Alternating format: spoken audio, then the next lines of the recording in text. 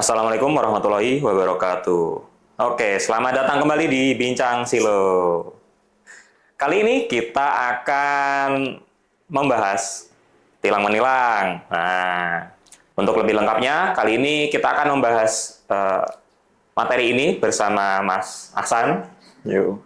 Oke, gimana Mas kabarnya Mas Ahsan? Alhamdulillah baik, Mas. Oke.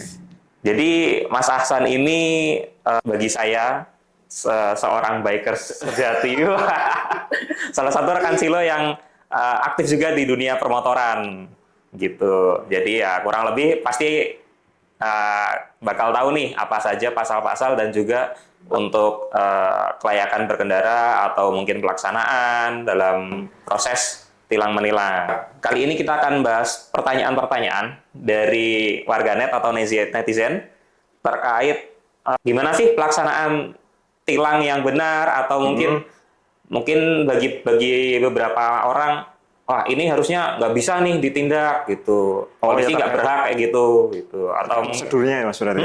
lebih ke prosedur Mas. Jadi ini ada pertanyaan pembuka nih.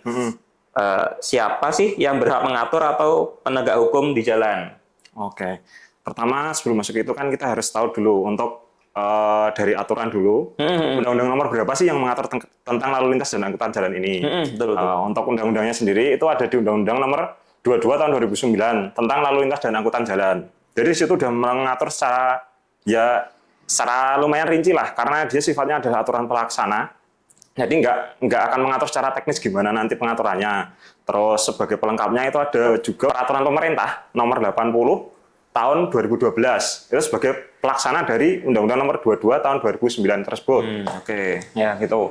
Terus untuk dari yang di PP 80 tahun 2012 ini, di pasal 9-nya itu ada dua yang berhak melakukan pemeriksaan itu. Satu jelas polisi, yaitu lewat bagian lantas.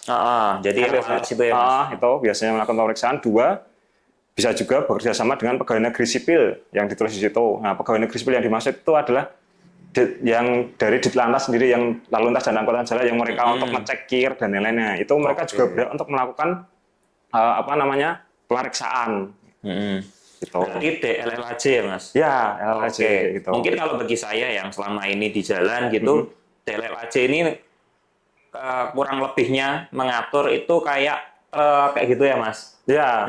Jadi truk yang odol, overload, overdimension. Ya. Nah, gitu. itu ya. Ya, tapi sebenarnya itu juga memang yang berhak untuk sebagai penyedia fasilitas di jalan sendiri itu juga dari LLAJ itu sendiri. Jadi bukan dari kepolisian. Jadi mereka kayak ada kerjasama dari pihak polisi sebagai yang itu nanti dia mengatur lalu lintas, terus teknis di jalannya nanti ketika ada pengalian jalan dan lain-lain itu emang polisi. Tapi untuk penyedia kayak fasilitas rambu, terus dan juga yang lampu lalu lintas dan lain-lain, penerangan itu nanti di LLAJ itu yang menyediakan. Jadi bagi tugas ya Mas? Iya, ada dua pihak yang di situ. Jadi untuk menegaskan kembali, untuk sarana prasarana di jalan, kelengkapan di jalan, misal nih lampu jalan atau pelang, penunjuk arah, lampu lalu lintas, itu di ranahnya DLLAJ kawan. Nah, sedangkan untuk penegakannya sendiri, itu pada di pihaknya polisi, begitu, di kewenangannya polisi. Oke, cukup jelas ya Mas? Dari pasalnya sendiri sudah jelas, lalu tupoksinya juga sudah jelas. Lanjut nih Mas, di pertanyaan selanjutnya. Nah, biasanya kan kalau di waktu operasi itu Mas, ya mungkin ada beberapa oknum ya Mas. Kita tidak meratakan, tapi mungkin ada beberapa oknum yang secara mungkin proseduralnya keliru nih Mas. Sebagai contoh, waktu ada operasi kan harusnya ada pelangnya kan Mas, dalam jarak berapa meter kayak gitu. Nah, kita nggak tahu nih, tiba-tiba di depan ada, kalau kata orang Jogja atau orang Jawa, cegatan, razia, mukmin, nah kayak gitu. Jadi, loh kok tiba-tiba ada cegatan nih, ada razia nih, sedangkan kita aja nggak tahu pelangnya di mana tuh. Nah, Itu gimana Mas hukumnya? Atau dari segi pasal dan itunya sudah ada yang mengatur belum Mas? Sudah, dari tadi di undang-undang itu juga ada. Terus kelengkapannya secara teknis kan ada di PP 80 2012 ini.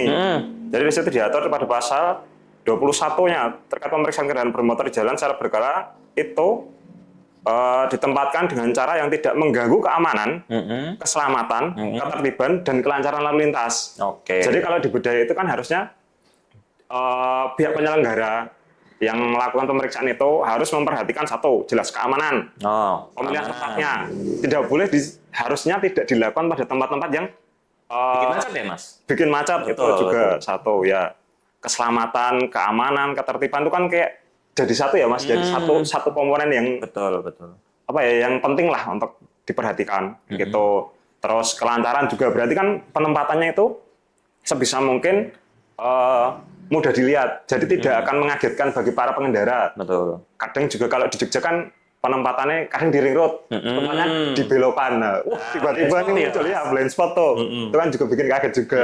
Nanti tiba-tiba ada yang mau menghindar, biasanya kayak gitu. Aku biasa warga ini di blind spot sebelumnya udah nyari-nyari gang ini, wah kok tiba-tiba ada cegatan, waduh aku nggak bisa putar balik, udah jalan searah nggak bisa putar balik, ya mau nggak mau akhirnya terkena. Ya itu bukan sebagai contoh untuk menghindari ya, tapi umumnya warga akan seperti itu. Gitu. Terus pasal 22 ayat 1, pada tempat pemeriksaan kendaraan bermotor di jalan secara berkala atau insidental dilengkapi dengan tanda yang menunjukkan adanya pemeriksaan kendaraan bermotor kecuali pada tertangkap tangan. Jadi tangan itu misal ketika ada polisi yang di pos, nah itu dia melihat ada pelanggaran nih, entah itu melanggar lampu merah atau dia melewati marker dan lain-lain. Nah itu tanpa ada tanda-tanda diberikan tanda itu dulu nggak apa-apa. Gitu. Berarti termasuk surat perintah ya Mas? Ya, surat perintah. Nah, jadi untuk sebenarnya membahas surat perintah ini satu kesatuan juga dengan pelang itu tadi ya Mas? Ya, satu. Kan banyak nih, ya katakanlah oknum. Ini oknum. Nah, tiba-tiba bikin razia di suatu tempat atau di jalan tanpa adanya pelang, tanpa adanya penanda, dan mungkin juga nggak ada surat perintahnya nih, gitu. Nah itu juga gimana Mas? Sebenarnya bisa kita bantah nggak sih? Bisa. Atau bisa, misalnya saya nih tiba-tiba ada cegatan, kena razia, tapi nggak ada pelang dan mungkin tidak ada surat perintahnya. Itu saya bisa mendebat nggak sih Mas? Mempertanyakan, maaf Pak, ini sebelumnya surat perintahnya ada nggak ya untuk melakukan razia atau operasi tersebut? Gitu. Ada, kalau berdasarkan dari PP 80 2012 itu sendiri ada. Jadi di PP ini menjelaskan lagi kalau pemeriksaan itu harus disertai dengan surat. Jadi suratnya tugasnya siapa aja yang ikut, terus yang bertanggung jawab di komandannya itu siapa nanti. Nah itu ada di dalam suratnya itu. Jadi sebenarnya kalau misalkan ada momen, katakanlah kalau kita biasa nyebut momen kan orang Jogja ya kan. Nah itu momen itu bisa juga nanya, Pak ini ada suratnya nggak Pak? Resmi nggak? Nah itu bisa aja nanya. Terus untuk SOP tadi, pelang juga ya Mas. Pelang itu kalau di pasal 22 PP 80 2012 ini, dia jarak minimalnya 50 meter. Jadi 50 meter ya. Kalau kalian bawa meteran, boleh tuh diukur tuh. 5 meter tuh kali 10.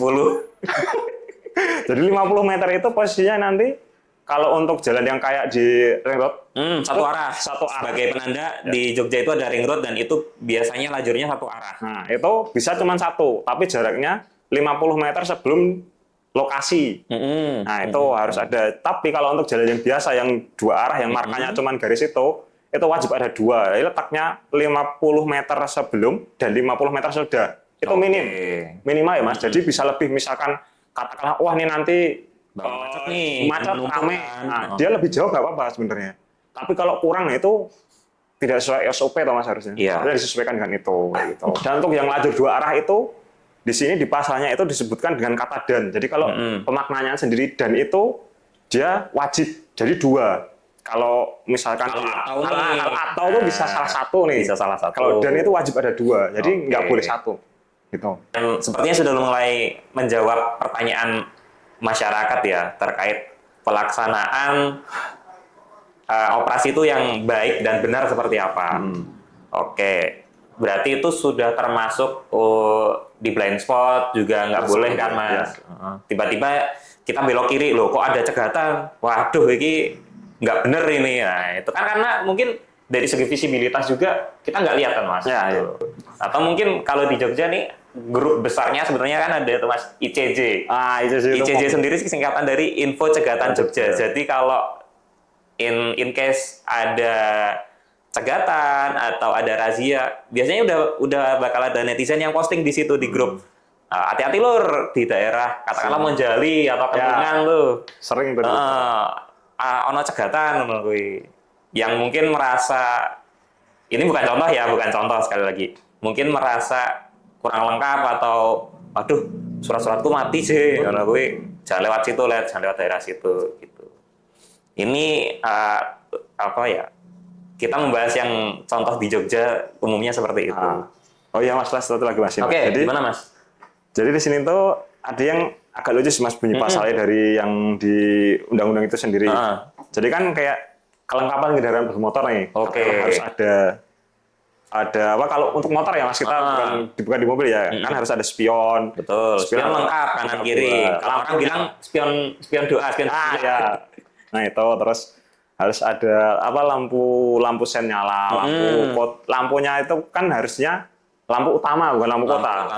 Nah, itu cuman ada bunyi pasal yang menyebut ada helm adalah perlengkapan kendaraan bermotor, Mas. Helm itu perlengkapan. Nah, ini dimaknai atau bisa bagaimana, Mas? Nah, kalau kita itu dari segi bahasanya itu bisa dimaknai bahwa perlengkapan kendaraan bermotor itu kan tidak harus dikenakan oleh si pengendara, Mas. Oke. Harusnya kan nempelnya ke motor, Mas, perlengkapan motor nih. Jadi kalau misalkan Masnya nih katakanlah bawa motor bebek atau matic taruh di depan sini. Jadi aku nggak pakai helm, tapi helmnya tak taruh. Harusnya nggak apa-apa. Gitu. Kalau dari pasal nih, kalau jasa loh.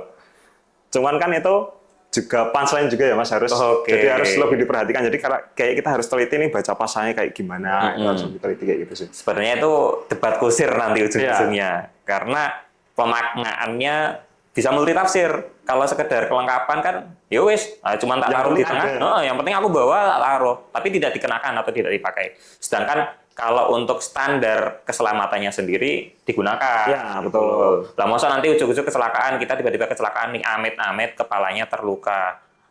Yuk, helm kan sebagai perlindungan kepala ya. Masa helm ditaruh motor, motornya jadi nggak luka kan? Ya lucu toh Mas. Kan jatuh tetap baret. Dari situ kan. Kepalanya, padahal aset terpenting manusia itu di kepala ya. Betul. Lanjut nih Mas, ada pertanyaan lagi. Untuk operasi, udah termasuk nih kayaknya sih, operasi tilang di jalan komplek atau desa. Kan banyak tuh orang-orang umumnya ya, operasi itu di jalan gede, jalan nasional, atau mungkin memang jalan provinsi kayak gitu. Sedangkan untuk di daerah-daerah tertentu yang memang di lajur desa atau mungkin di daerah beberapa di Jakarta, itu komplek-komplek perumahan yang gede gitu kan, itu jalan yang dilewati untuk warga biasanya cari jalan pintas, Mas. Tiba-tiba nih ada cegatan, ada razia di daerah situ. Banyak kan pasti yang pada ngudumel, Mas. Oh ini kok jalan desa dimasukin. Dia cegatan nih, golek-golek iki, dia nyari-nyari nih gitu. Sedangkan itu kalau dari peraturannya gimana, Mas? Apakah sah, boleh atau enggak? Kalau harusnya kan dari dari kita lihat aturannya tadi di undang-undang dan di PP tadi kan, dia harus memperhatikan keamanan keselamatan itu tadi, toh Mas. Itu faktornya kan satu, kebanyakan harusnya di jalan umum yang gede. Iya. Walaupun dikatakanlah itu jalan kabupaten atau jalan provinsi, jalan nasional, itu nggak apa-apa. Tapi kalau untuk jalan-jalan desa kayaknya dari regulasi nggak diatur seperti itu, Mas. Harusnya untuk pengguna di desa ya, walaupun kendaraan bermotor kan mau kita pakai motor dimanapun harus tetap lengkap ya, Mas. Iya. Gitu. Oke, karena ini nanti bakal ya umumnya ya kalau orang di desa cuman dari rumah ke warung atau desa sini ke desa sebelah yang nggak jauh, mungkin ya umumnya orang akan berpikiran seming cedak, hanya cuman deket kok, ngapain pakai helm gitu. Padahal ya kita tidak tahu ya bro. Ya, betul. Satu detik ke depan kita tidak tahu juga nasib kita bagaimana. Ya amit-amit terjadi kecelakaan atau disenggol orang, kita jatuh luka kita kayak gitu. Jadi lebih baiknya memang untuk berkendaraan bermotor kita menjaga dari segi safety dan keamanan baik diri kita masing-masing atau juga pengendara jalan yang lain, begitu. Ini sebenarnya ada satu nih Mas, tips dan trik gimana kita supaya tidak ditilang di jalan atau ya amit-amitnya ada razia nanti cuma dicek, oh silakan Mas lanjut gitu. Ada nggak Mas tips dan triknya Mas? Ada Mas. Yang pertama kan jelas, kalau dari ini kan kelengkapannya apa aja yang disediakan, yang harus kita sediakan di kendaraan bermotor, kayak kita lengkapi lah, kayak surat-surat harus kita lengkapi, terus perlengkapan motor, helm dipakai, nggak ditaruh kan, ya kan, itu jelas. Terus kedua, ketika katakanlah ada momen atau ada pemeriksaan itu, kan pemeriksaannya itu kan kalau dari polisi haknya itu memeriksa 6 bulan sekali, atau dia juga bisa dilakukan secara sesuai dengan keperluan, kayak misalkan baru ada rame jambret, begal lah katakanlah, atau pencuri, nah itu melakukan pemeriksaan itu bisa, tapi kan tetap harus ada suratnya. Jadi bisa juga sih Mas kita untuk menanyakan, Pak ini ada nggak Pak suratnya? Nah itu kan bisa juga. Ya surat perintah itu tadi ya. Jadi kita bisa tahu nih pemeriksaannya resmi atau enggak. Kan itu juga hak kita loh Mas sebagai pengguna jalan untuk itu hak kita ya. Sama. Oke. Jadi kita sebagai pengguna jalan juga punya hak untuk menanyakan legalitas atau ya ini resmi apa enggak kayak gitu. Sedangkan mungkin untuk operasi-operasi tersebut jalannya biasanya ya bisa dari 6 bulan sekali atau biasanya ada kalau di daerah-daerah Jawa itu ada operasi Progo untuk di Jogja, operasi Semeru untuk di daerah Jawa Timur, operasi apalagi Mas untuk yang di Jawa Tengah ya semacam-macam itulah. Yang terjadwal kan ini. Biasanya malah bisa 3 bulan sekali ya Mas, umumnya tuh. Dan itu rentang pelaksanaannya sama 1 minggu sampai 2 minggu umumnya kayak gitu. Ya, kurang lebih segitu Mas pelaksanaan. Nah, sebenarnya ada yang menarik lagi nih Mas, dan mungkin banyak dari para penonton yang bertanya-tanya nih, untuk STNK mati, kan banyak banget nih kalian yang mungkin, aku lupa nih bayar pajak atau, alah buat apa bayar pajak, orang pajaknya jadi korupsi. Waduh. Saya ikut. Orang jalannya aja rusak kok, ngapain bayar pajak kita gitu. Ya, jadi banyak nih dengan segala alasan itu kita sebagai warga negara tidak taat untuk membayar pajak. Otomatis salah satunya adalah STNK. Kalau STNK mati nih, apalagi sekarang lagi rame 2 tahun mati, polisi boleh menyita motor kita. Itu gimana nih Mas? Buat episode depan dong. Jadi buat kalian yang penasaran, ditunggu episode depan. Thank you. Terima kasih sudah mengikuti Bincang Silo kali ini. Dan juga kami dari Bincang Silo dan juga tim dari Siu Yuris Law Office mengucapkan selamat Idul Fitri, Hari Raya Idul Fitri, minal aizin wal faizin, mohon maaf lahir dan batin. Sampai jumpa di episode setelah Ramadan, di setelah Hari Raya. Sampai jumpa. Wassalamualaikum warahmatullahi wabarakatuh. Waalaikumsalam warahmatullahi wabarakatuh.